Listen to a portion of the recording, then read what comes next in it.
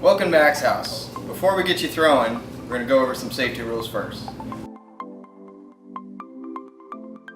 First off, if you're not throwing behind this line right here, stay behind it.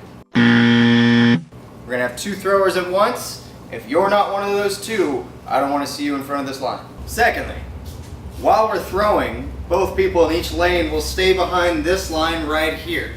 You're going to stay behind that line while you throw and until both axes come to a complete stop. Once they've come to a complete stop, feel free to cross it, go get your axe, come back and reset. We'll be throwing over the head simultaneously.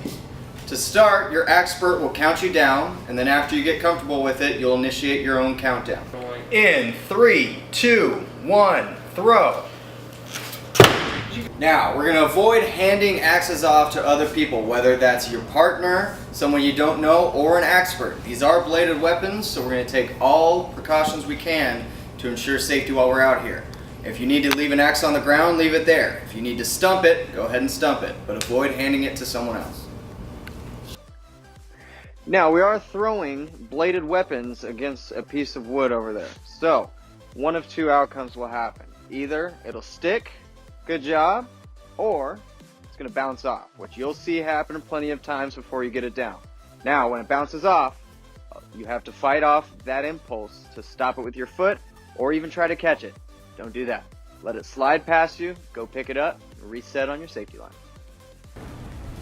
When we're throwing, the biggest thing we want to do is avoid too much spin. So there's a couple things we can do to take out the spin from your throw. First things first, have a nice wide base that you can throw from. Off foot forward, knees bent, ready to go. Next thing, on your way up, get nice and tall and get some lean back. You want to avoid bending that elbow at the top of your throw.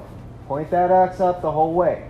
Now what we're doing is rolling into our front foot, using our weight to propel forward, releasing out in front and following through.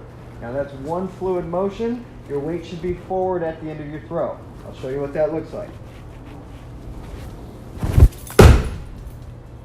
Now, if you prefer the two-handed approach, everything's about the same as that, except for now we have two hands on the axe, and instead of pulling up over our shoulder, going straight up over our head. So, footwork's the same, off hand forward.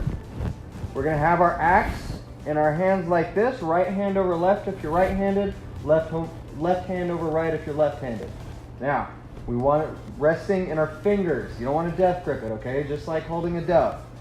We're going to bring it straight over our head, again, without bending down like this, okay? So stay tall, get that little lean back, roll onto your front foot, release out in front, and follow through. One fluid motion. So it's going to look like this.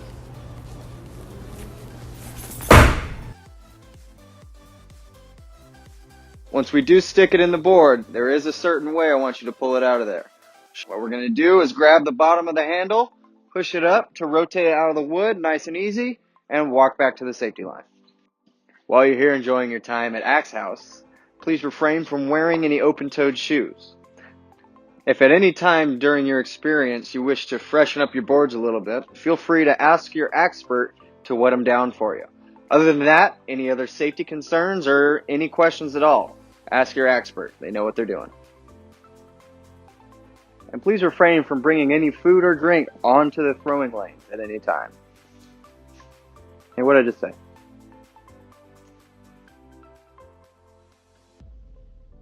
Refrain from putting your hands on the fence at all times in the Axe House.